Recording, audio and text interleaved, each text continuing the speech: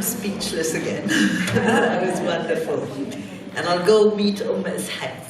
And I think that 27-year-old was also raised by his mum, right? A lot of empathy from her as well.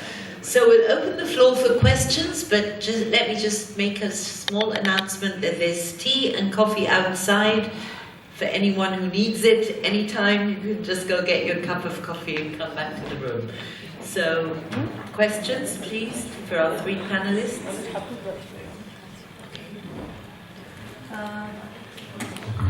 My question is for Olfa. I just want to take you to a point that is bothering me a lot about donors that have no sympathy and no empathy. We have a large donor. I used to work with children, especially girls, on the street. And we had a large donor agency. The person in charge would just close the window while she is on the street. She is afraid of these girls and the boys. She doesn't want to get in touch with them. And as many times as we tell her, please come and visit us at the shelter, she wouldn't come. Or she would come and visit on the door and she'd leave very quickly. And she says, I don't know the guts that you have to go and kiss them and give them a hug.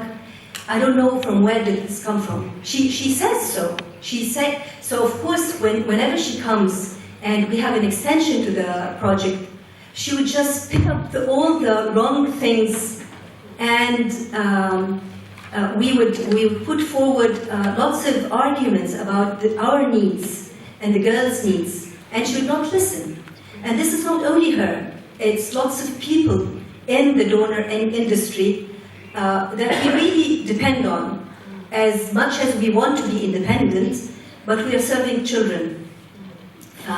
It's a very big problem. Thank you. Well, it's a problem of advocacy, actually.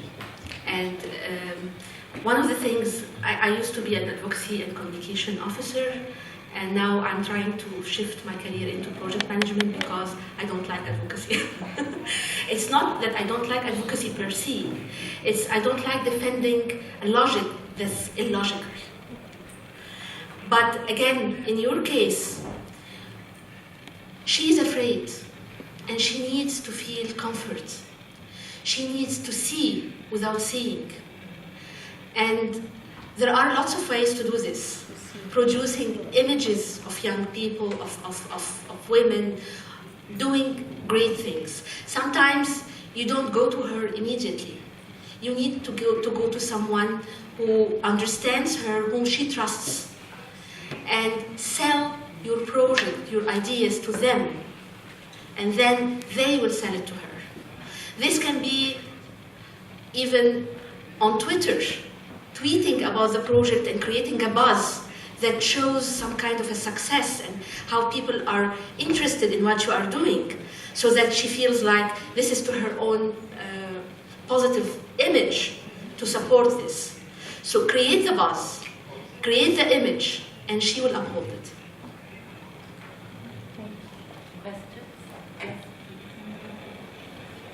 Ladies and gentlemen, my name is Nurhan.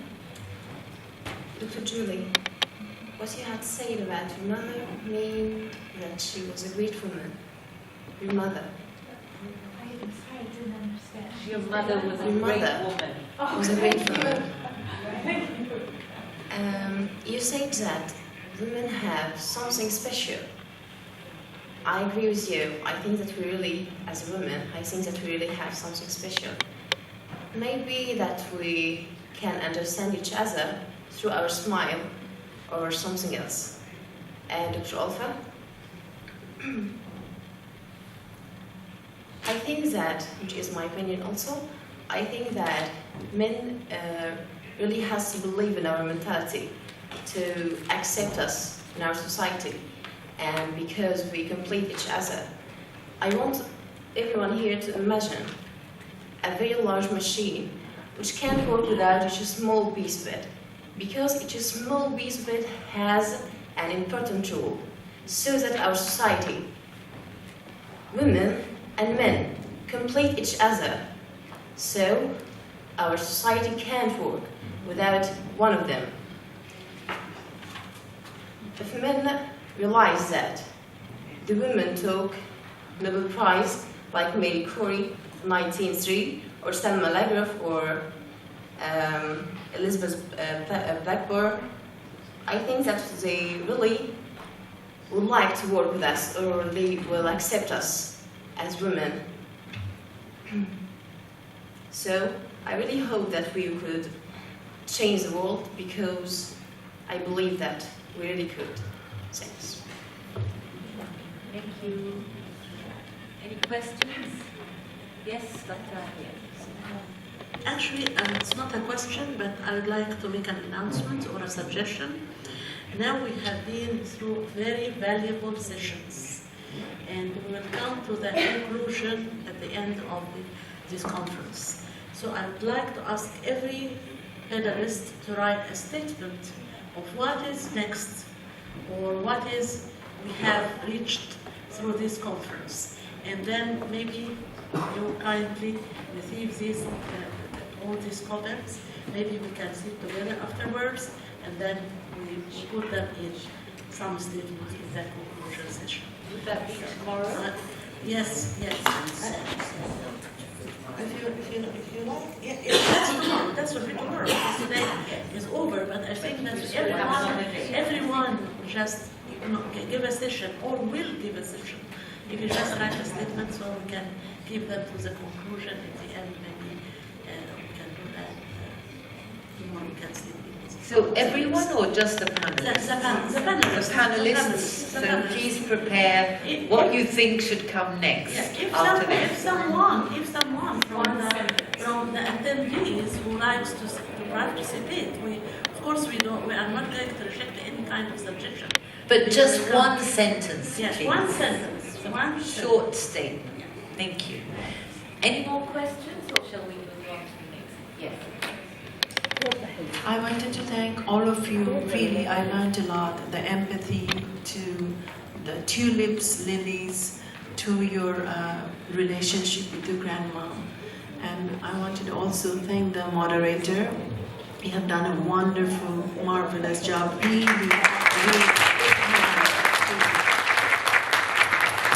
I learned a lot too. This was really eye-opening for me. Thank you so much. Question? Yeah, hello ladies and gentlemen again. I have a comment. I was talking with a lot of friends during the conference outside before the lunch, after the lunch. We talk about what built the wall between the men and women in some communities.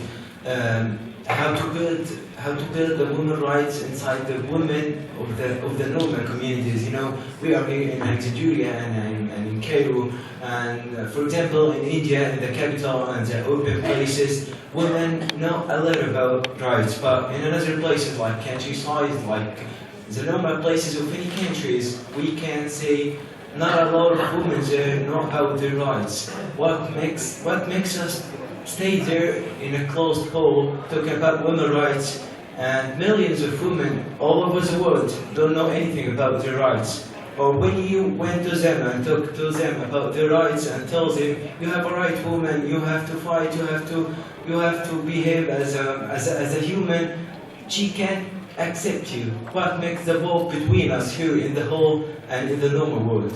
Thank you.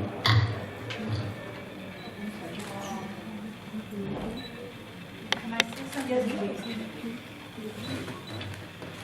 Oh, I do need this. By the way, I'm going to answer your question. It's a good one, as all your questions have been. But I wanted to thank the translator.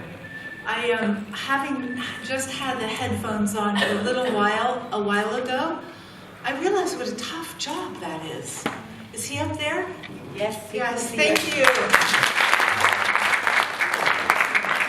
Yes, a very tough job. Back to your question. I think if I could put my finger on one thing that I would feel from what I know, I think it's education. And that's why education of women and children is so critical. Because you can't know what you don't even know about. You know, you have to have some way to learn and some models and examples. Unfortunately, there are a lot of people in the world, many of them here, who are trying to work with those things, trying to work with education. But it's a good question. What is the wall? I would say the wall is ignorance. The wall is ignorance. You know, there are a lot of people in the world who aren't bad people, but do very unskillful things.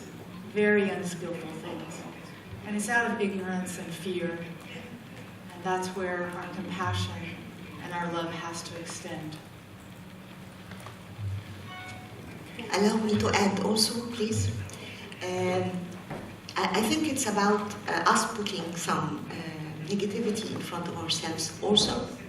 So the way we are treating ourselves is very important, how you perceive yourself. So when a woman is told, go for your rights, it's not about the rights that she should be looking for, it's about herself first. When she realizes her potential and what she can do, there will be no need for her to ask for her rights. Okay?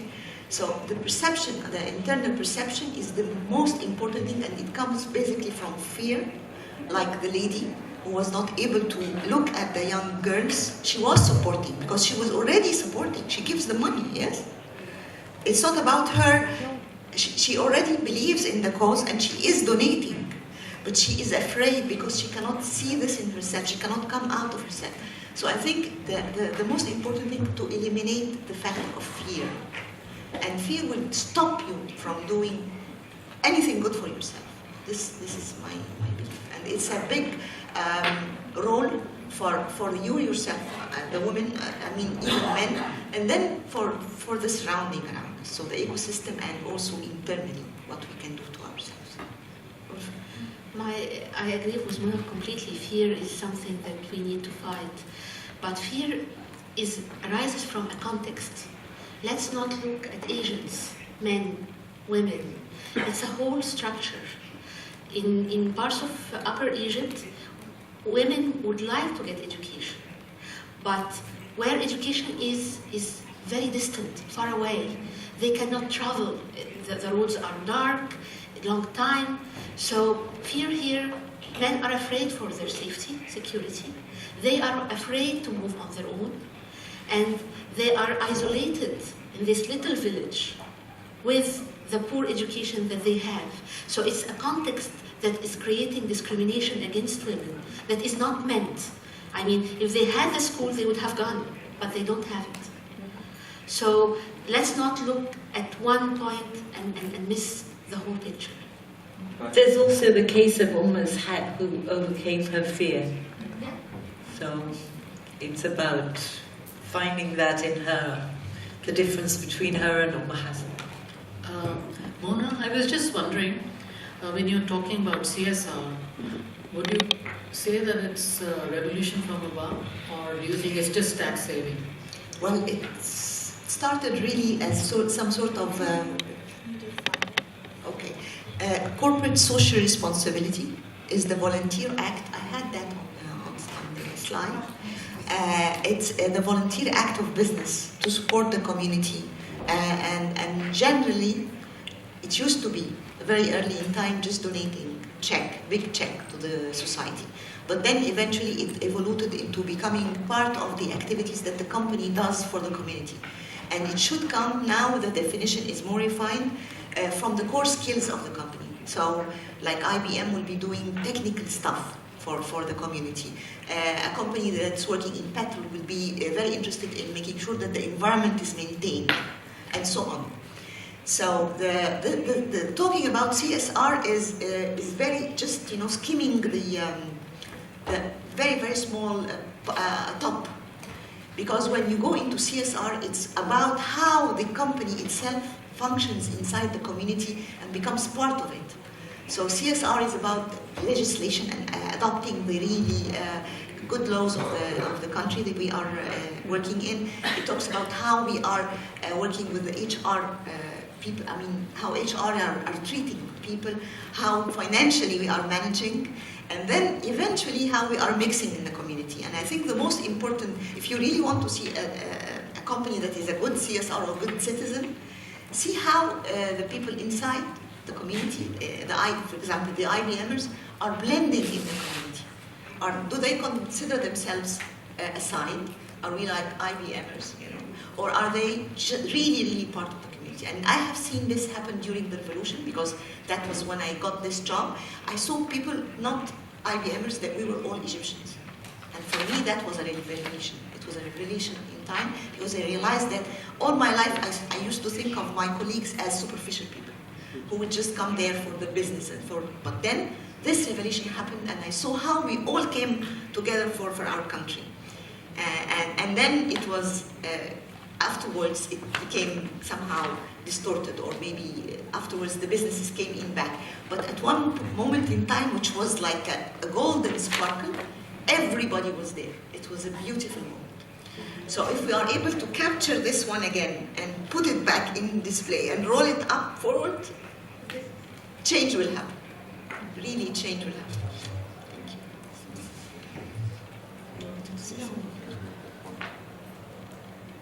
Done with this session? We can't let them go, can we?